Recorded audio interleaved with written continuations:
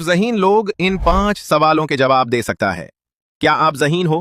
पहला सवाल है, वो कौन सी चीज है जो जितनी ज्यादा बढ़ती है उतनी ही कम नजर आती है? दुरुस्त जवाब है अंधेरा। दूसरा सवाल, वो कौन सी चीज है जिसकी पैदा होने से गम और खत्म होने से खुशी होती है? इसका दुरुस्त जवाब है बीमारी।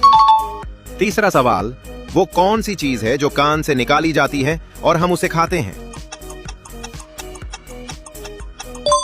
दुरुस्त जवाब है नमक। चौथा सवाल, वो कौन सी चीज है जो खाने के लिए लाई जाती है लेकिन खाई नहीं जाती? दुरुस्त जवाब है प्लेट।